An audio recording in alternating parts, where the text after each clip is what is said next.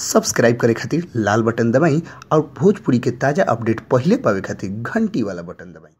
छपरा जिला भोजपुरी पर लोग के बहुत बहुत स्वागत बा। भोजपुरी के सुपरस्टार खेसारी लाल यादव सावन में एकदम जबरदस्त तैयारी करके मार्केट में धमाका पर धमाका करे खातिर तैयार बने। जी हाँ, वो लोग देखनी है कि बीते दिन उनकर सुपर डुपर हिट गाना कैसे मार्केट में आई हटे और भी गाना अभी आवे के संभावना व्यक्त कल जा रहा है। जी हाँ, वो लोग को बता दी उनकर भोजपुरी के सुपर हिट बाबा धाम के गाना बहुत सारा बा। जैसे मेरे रस के कमर स्टाइल पर जौन गाना गौले बारन उहो मार्केट में अच्छा चल रहा बटे। फिर कट गई बिजली पर जौन गाना गौले बारन उहो अच्छा मार्केट में रिस्पॉन्स लेके आइल बटे।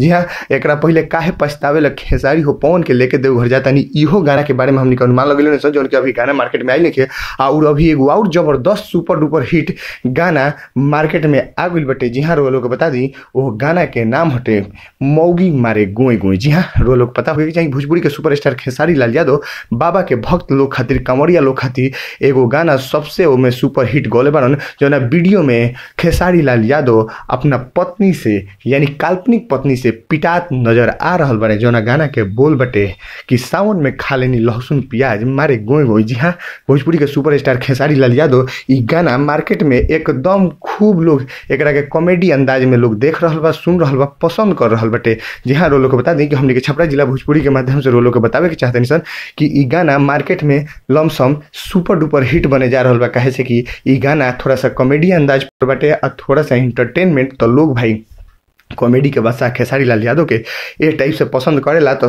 आशा ना पूर्ण विश्वास बा कि ई गाना के लोग बहुत बढ़िया तरीका से पसंद करी। जी हाँ, भोजपुरी के ताजा तरीन खबर वो भी चाहिए लिया तुरंत बस लाल बटन दबा के सब्सक्राइब करी और घंटी वाला बटन दबा के सबसे तेज अपडेट पाई छपरा जिला चैनल के।